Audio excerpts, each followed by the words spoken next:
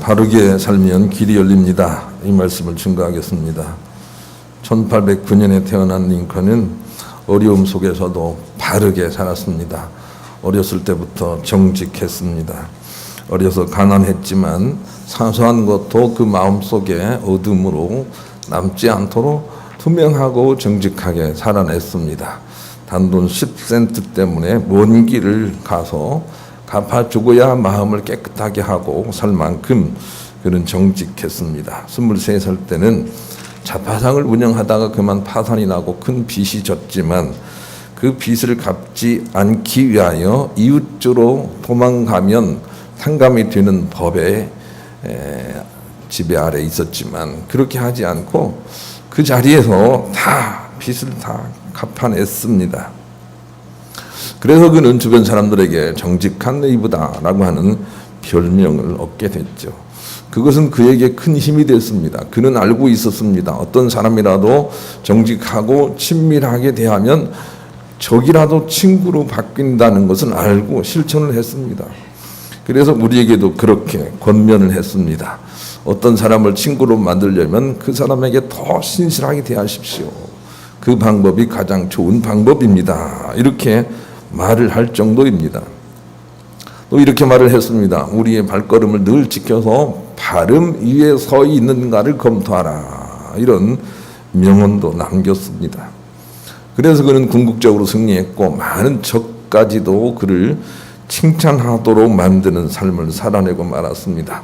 바르게 산다는 것이 길이다라고 하는 것을 보여준 이 세상에 몇 안 되는 훌륭한 사람이죠. 예수님 닮은 사람이라고 칭찬하는 이들도 많습니다.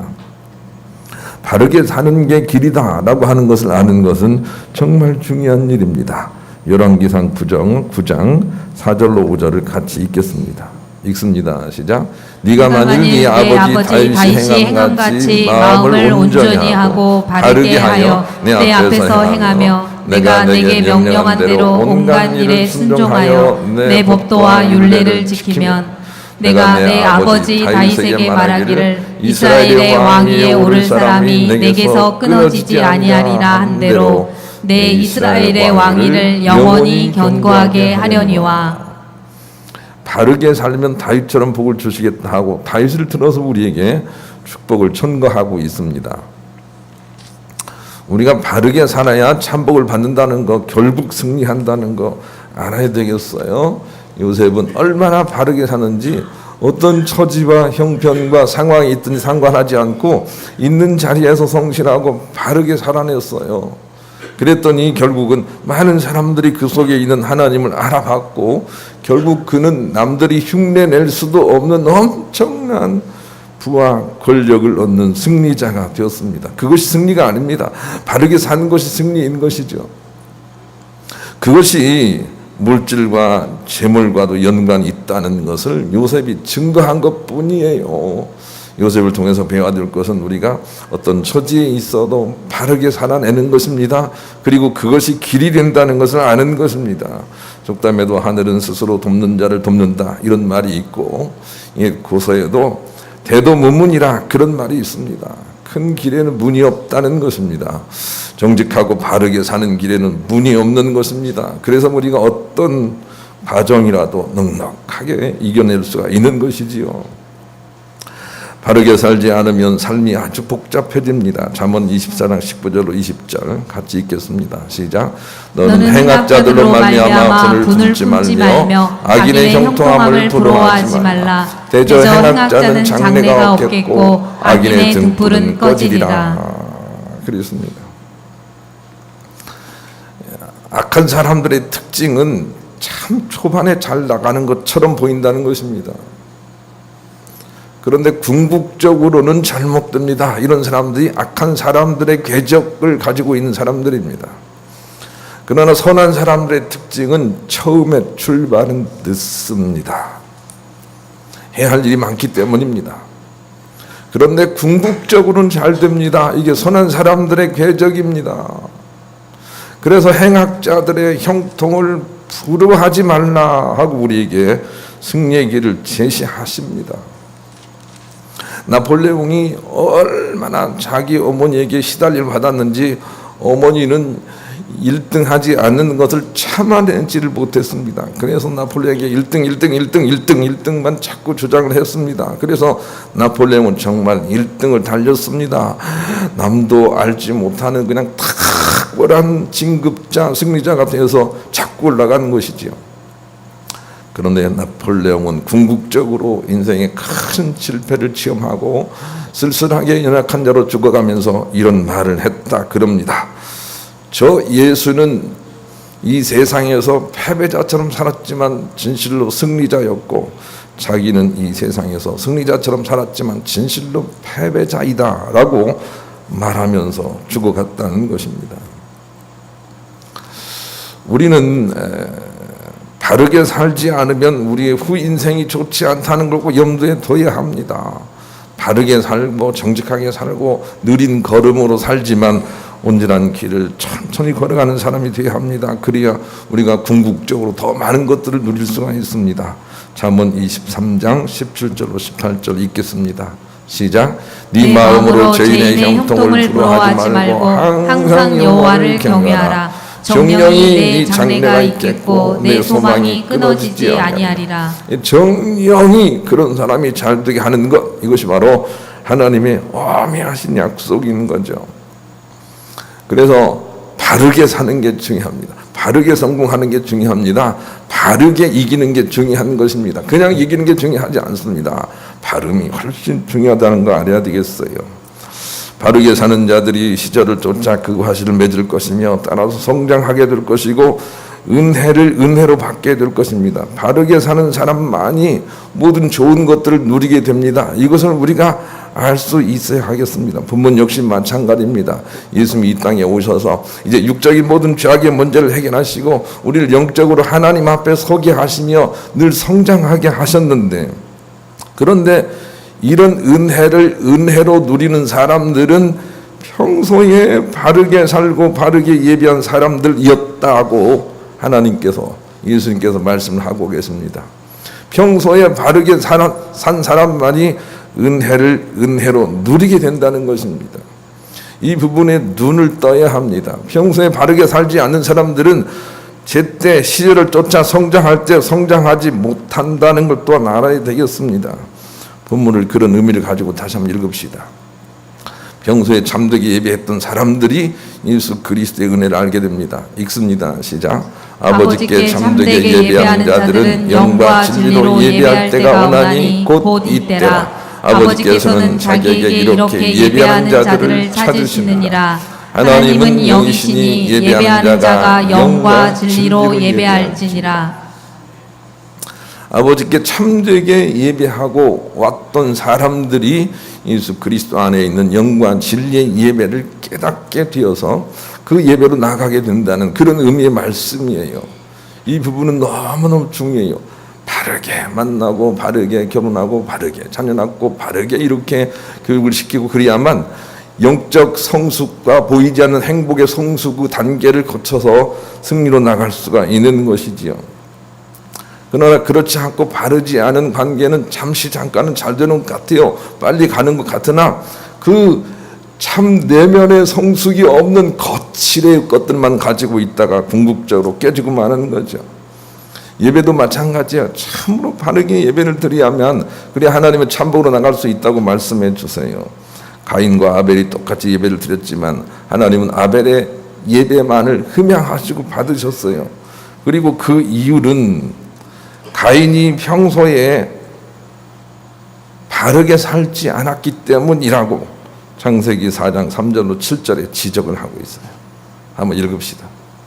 시작. 세월이 지난 후에 가인은 땅의 소산으로 제물을 삼아 여호와께 드렸고 아벨은 자기 도의 양의 첫 새끼와 그 기름으로 드렸더니 여호와께서 아벨과 그의 제물을 받으셨으나 가인과 그의 제물은 받지 아니하신지라. 가인이 몹시 분하여 안색이 변하니 여호와께서 가인에게 이르시되 내가 분하여 함은 어찌 됨이며 안색이 변함은 어찌 됨이냐. 네가 선을 행하면 어찌 낯을 들지 못하겠느냐. 선을 행하지 아니하면 죄가 문에 엎드려 있느니라. 죄가 너를 원하나 너는 죄를 다스릴지니라. 7절에 보니까 네가 선을 행하지 않았기 때문이다 하고 하나님께 지정을 하십니다. 선의 깊은 의미가 있지만 그러나 바르게 사는 것이 선에 속합니다. 여러분, 바르게 평소에 살고 있지 않는 예배자의 예배를 하나님께서 받지 않으신다고 가르치신 것입니다. 예배를 드리고 하나님의 응답을 받기 원한다면 바르게 살다가 와야 합니다. 그래야 하나님께서 예배를 받으십니다. 그래서 예배를 드리기 전에 하나님께서 이런 일을 하라고 말씀하십니다. 마태복음 5장 23절로 24절도 읽겠습니다. 시작. 그러므로 예물을 제단에 드리려다가 거기서 내 형제에게 원망 들을 만한 일이 있는 것이 생각나거든 예물을 제단 앞에 두고 먼저 가서 형제와 화목하고 그 후에 와서 예물을 드리라. 이렇게 말씀하셨어요. 꼭 기억합시다. 하나님께 예배를 드리고 은총을 힘입어서 우리가 모든 회복을 도모하기 위해서는 바르게 살다가 와야 돼요. 일주일을 예배를 위해 사는 것이 바른 거예요. 어떤 사람들은 주일날 은혜를 받고 그 힘으로 일주일을 살겠다 그렇게 말하는데 그런 사람들은 늘 실패를 반복할 거예요. 예배를 드리기 위해서 일주일을 살아야 돼요. 예배를 잘 드리기 위해서 일주일을 살아야 돼요. 제가 설교 말씀을 준비하지만 설교 말씀을 많이 준비한다고 그것이 하나님께 영광 되는 게 아니고 설교자로서 준비하는 게 아름다운 준비가 되는 거예요. 설교를 할 수 있는 사람으로 준비를 하는 거예요. 설교를 할 수 있는 사람으로 자꾸 이렇게 정직하게 사는 것이죠. 그게 중요한 거죠. 그게 어려운 것이죠. 여러분들 예배를 드릴 때 하나님께 예배를 드렸으니까 복을 받을 것이라고 속단하지 마세요. 이런 사람들은 모두가 다 실족했어요. 예배에 응답을 받고 은혜를 받기 위해서는 반드시 바르게 살다가 와야 돼요. 이 전제 조건이에요. 그래서 주일을 위해서 살아야 돼요. 월화수목금토를 내가 이렇게 살면 예배 드릴 수 있는 사람이 아니다 라고 하면서 자기 자신을 정직하게 바르게 살아내서 주님 앞에 나와야 되는 거죠. 그래야 예배를 금양하신다고 우리에게 가르쳐 주세요. 위하여가 참 중요한 거죠. 예배를 드리기 위해서 사는 거예요. 그러면 놀라운 일이 생길 거예요. 우리 그런 마음을 생각하면서 516장 복음성가를 같이 찬양하겠습니다.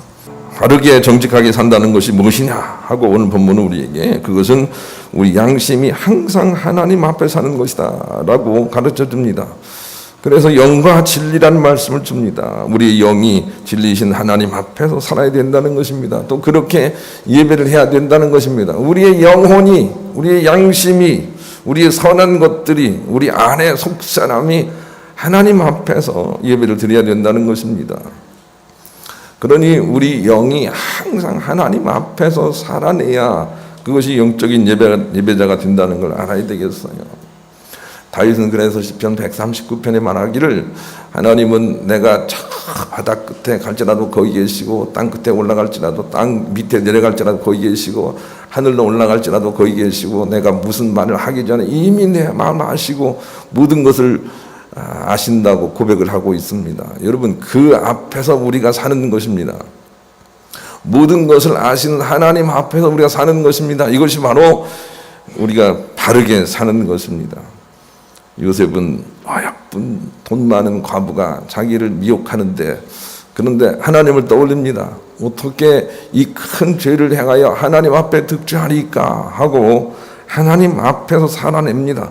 그런 하나님 앞에서 우리 양심이 선하게 살아내는 것 그것이 바로 바른 삶이라고 가르쳐 주십니다. 우리는 우리가 생각하는 것보다 훨씬 많은 눈들이 우리를 바라보고 있다는 것을 깨달아야 합니다. 그리고 그 앞에서 살기 시작해야 합니다.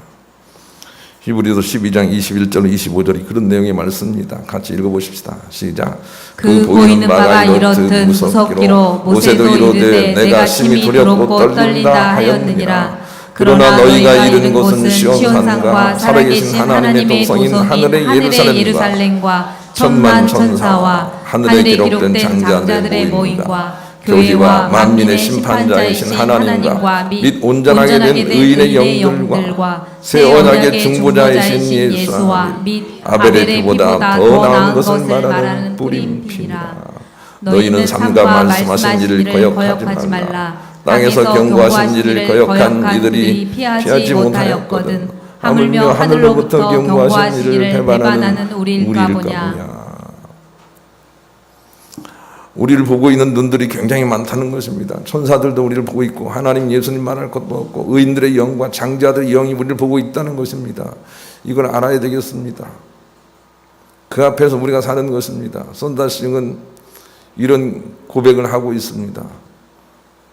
믿음으로 승리한 영들이 항상 우리를 안타까운 마음으로 보고 있는데 어느 날 자기 사랑하는 사람이 잘 되기를 원하는 응원하는 마음을 가지고 영들이 그를 보고 있는데 아니 그만 아무도 없는데 나쁜 일을 하고 있어서 우리가 본 것이 무엇이냐 이로 말미암아 저가 오히려 큰 불행을 당하게 됐구나. 우리가 본 것이 그것이 그로 말미암아 악을 변명할 수 없게 하였구나 라고 하는 그런 영적인 고백을 하고 있습니다. 많은 우리를 보는 눈들이 있다는 걸 여러분 기억을 해야 됩니다. 하나님의 불꽃한 눈들이 우리를 보고 있다는 걸 알아야 됩니다. 그리고 우리 영혼이 양심이 그 앞에서 살아야 됩니다. 그렇게 살다 와야 됩니다. 슈퍼에 가서 물건을 사고 잘못해서 돈이 더 내게 1,000원쯤 더 오면 야 형제 있구나, 야 오늘 일진이 좋구나 뭐 이렇게 생각할 수 있겠는데 그러면 안 됩니다. 빨리 갖다 주고 양심을 선하게 해야 됩니다. 그런 삶을 살고 와야 예배가 금양된다고 주께서 말씀하십니다. 항상 우리는 하나님 앞에 살아야 됩니다. 우리 그런 마음을 가지고 복음성가 495장 같이 부릅시다. 이 시선을 깨닫는 순간 우리의 삶이 바르게 됩니다. 저는 돌아가신 어머니와 우리 형님이 너 그렇게 살지 말아라 하고 저 위에서 말하는 것을 떠올릴 때마다 삶이 고쳐지는 걸 생각합니다. 여러분, 하나님은 거룩하고 의로운 사람들의 영과 함께 우리를 늘 보고 있다는 사실을 직시하고 그 앞에 살아야 됩니다. 그래야 우리 깨끗한 양심이 선해지는 것이죠. 그런 사람들이 예배를 받으신다고 말씀해 주세요. 두 번째, 바르게 살기 위해서는 하나님 앞에서 살며 하나님 앞에서 예배를 드리면 하늘이 돕는다라는 메시지가 오늘 본문 속에 있어요. 우리 아버지는 이제 93세 돼 가시는데 어제도 가서 뵙고 왔어요. 그런데 얼마나 하나님 앞에서 살려고 애를 쓰는지 몰라요. 우리가 부지불식간에 들어가도 성경을 읽고 계세요. 그리고 이렇게 말씀하세요. 야, 나는 지금 천국 살고 있다. 이렇게 말씀을 하고 계세요. 그런데 그렇게 하시는 것이 우리 자녀들에게 얼마나 복이 되는지 모르겠어요. 이번에 내려가서 형제들 다 같이 얼굴 보는데 얼굴이 다 좋아요. 저도 얼굴이 좋나요? 얼굴이 다 좋고 살이 풀어지고 어떤 형제는 그냥 5천만 원짜리 차를 사가지고 왔어요. 저는 생각하기엔 참 우리 아버지의 그런 바름과 정직함이 우리에게 은혜를 미치고 있구나라고 그렇게 생각을 해요. 우리 한 사람이 바르게 살아내면 많은 후손들이 복을 받는다는 걸 여러분 기억을 해야 돼요. 그래서 하나님 앞에 살고 하나님 앞에서 예배를 드려야 돼요. 왜 이렇게 나를 뚫어지나 쳐다보세요. 나를 쳐다보지 말고 하나님을 쳐다봐야 되는데 나를 쳐다보지 마세요. 하나님을 바라보셔야 돼요. 그렇게 예배드리는 사람이 한둘만 있어도 교회가 살아날 거예요. 하나님 앞에서 예배를 드리고 하나님 앞에서 살아야 돼요. 그런 사람을 하나님께서 찾으신다 이렇게 말씀하고 계세요. 본문을 다시 한번 읽겠습니다. 본문을 읽습니다. 시작. 아버지께 참되게 예배하는 자들은 영과 진리로 예배할 때가 오나니 곧 이때라. 아버지께서는 자기에게 이렇게 예배하는 자들을 찾으시니라. 하나님은 여기시니 예배하는 자가 영과 진리로 예배할지니라. 예, 그 많은 하나님 사자들과 하나님의 거룩한 영들과 하나님의 우리를 보고 계시는 그 눈빛 안에 우리가 나가서 그분 앞에서 우리가 찬양하며 경배하며 예배를 드리면 너희들 삶이 풀어질 것이다, 이렇게 말씀하고 계시는 거예요. 그럼 예배 잘 드리면 정말 복받아요. 예배를 잘 드리려고 오세요. 마음의 준비를 다 하시고 오시기 전에 용서할 사람 용서하시고 그렇게 오세요. 잘 살려고 하다가 오시란 말이에요. 예배 드리러 와서 죄를 회개 받으려고만 하지 말란 말이에요. 바르게 살고 오란 말이에요. 그래야 예배를 하나님 흠양하시고 그런 사람 찾아 복 주신다고 우리에게 가르쳐 주세요. 그래서 우리가 이쁜 사람, 좋은 사람을 떠올리면 늘 좋은 감정이 내려오는 것처럼 선하고 어둠이 없인 하나님, 그 하나님 앞에 늘 우리가 떠올려서 하나님 앞에 살아내기 시작해야 돼요. 그러면 거기에서 온갖 좋은 은사 선물이 내려와요. 이 놀라운 신비를 여러분 아셔야 돼요. 그리고 예배할 때 우리가 하나님 앞에서 그런 자세로 예배하게 되면 하나님께서 그를 찾아서 항상 영적 성숙과 천국에 합당한 자로 자꾸 우리를 성장시켜 천국에 들이시겠다는 거예요. 그것이 하나님의 계획이에요. 그러니 우리가 참된 예배, 영적으로 예배에 깨어있는 예배를 드려야 돼요. 오늘도 우리가 예배 드리면서 그 하나님 앞에서 우리가 예배를 드리고 하나님 떠올리고 하나님의 거룩한 임재를 묵상하고 있으면 하나님께서 우리의 현재와 미래와 모든 것들을 풀어내신다는 걸 여러분 기억을 해야 돼요. 하나님이 영원하신 분이세요. 시공간이 없으세요. 그 하나님께 참으로 예배하는 자들을 주님이 찾으셔서 치료를 하시고 복을 주시는 거죠. 그래서 예배를 소중하게 생각을 해야 돼요. 내가 여러분에게 꼭 그렇게 말씀드려요. 예배를 좀 소중하게 생각을 해주세요. 예배를 소중하게 생각하세요. 예배 올 때 소중한 마음을 가지고 오셔야 돼요. 그래야만 우리가 비참 복을 받아요. 예배를 함부로 드리면 안 돼요.